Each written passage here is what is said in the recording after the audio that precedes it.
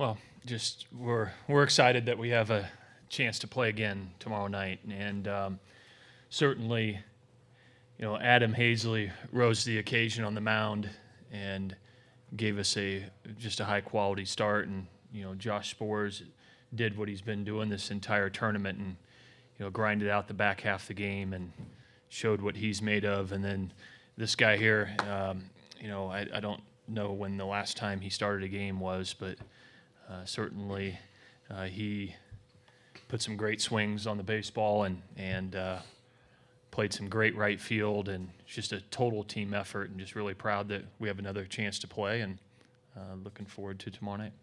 We'll open the floor to questions. Begin with Jeff.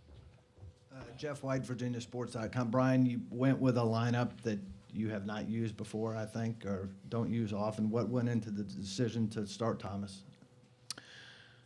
Well, once I had made the decision to start Adam Haseley on the mound, it was clear that that was the right thing to do. And, this guy has been as unselfish and as a team player as you could possibly be for 4 years. And, I really believe that, at the most important time, you get rewarded for that. And, certainly it showed true today, and it worked. We just did enough.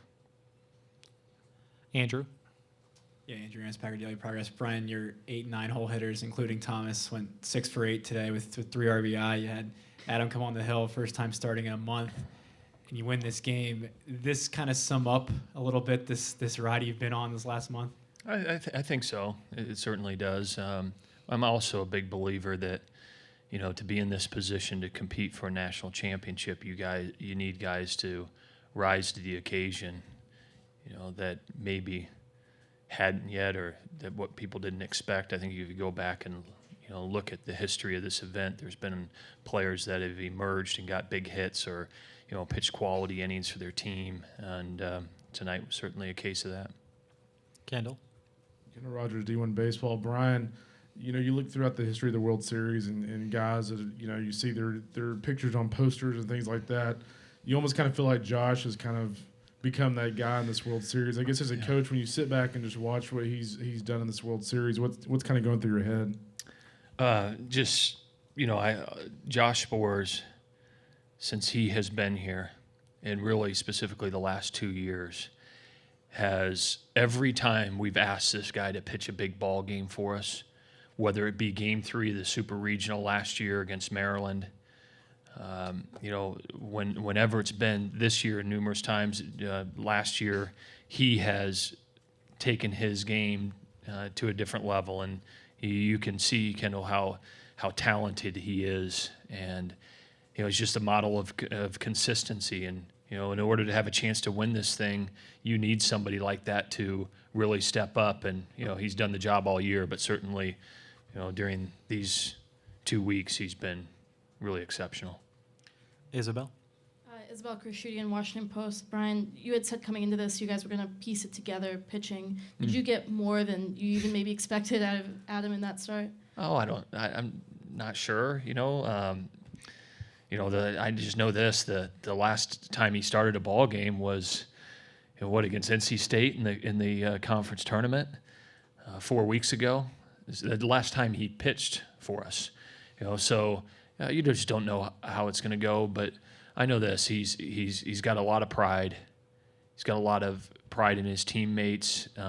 This guy has been in high school. He's been on the world stage playing for USA Baseball and performed at a very, very high level.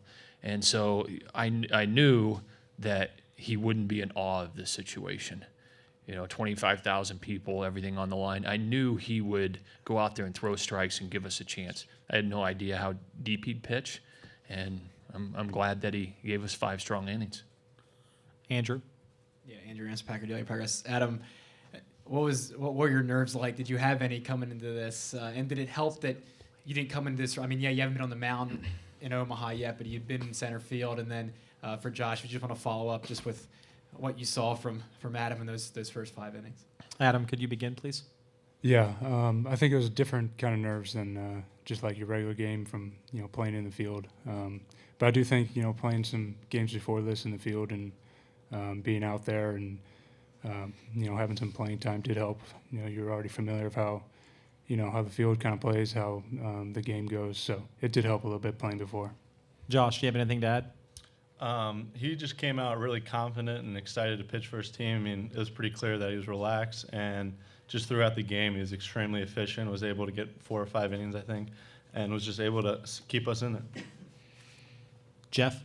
This is for Thomas. Thomas, you've scored the winning run at the College World Series a couple times, but never had a game like this.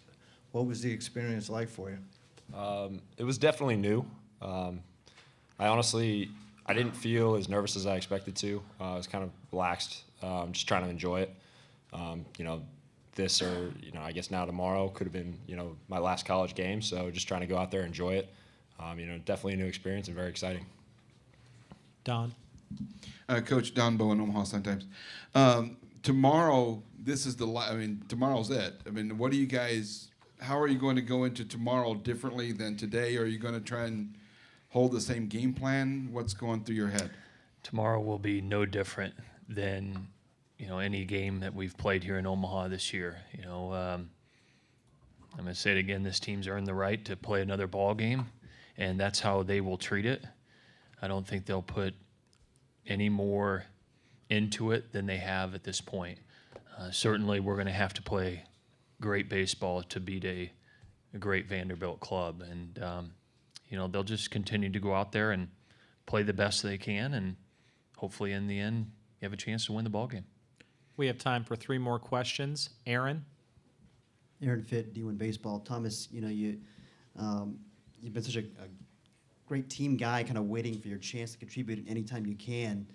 To get a chance like this, to start and get 3 hits in the College World Series, is it kind of surreal? And Coach, if you could comment on just this guy being a good soldier for so long and then having this chance today. Thomas, if you'd begin. It's definitely a little surreal, but I think the approach that I try to take in practice and treat it like a game and treat it, like every repetition matters.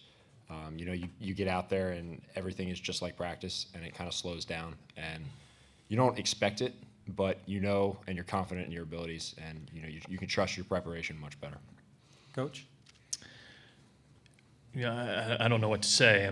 This guy, on Friday night at the opening ceremonies, got the award for the top student athlete.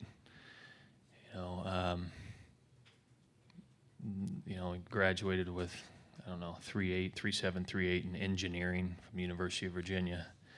And, I know his teammates will say the same thing, that, every practice, this guy has given it everything he's had,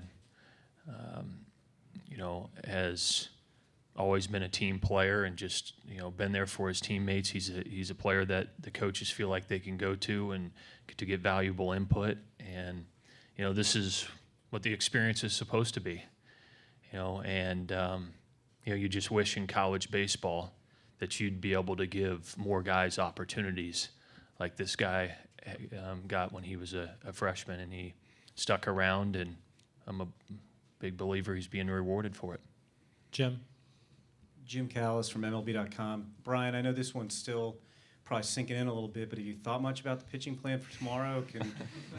How much could we see Brandon Waddell or Nathan Kirby, and is it realistic to expect that close game late we might see Josh for an inning? You will not see Josh Sborz tomorrow night. Sorry, Josh. Brandon Waddell will start tomorrow night.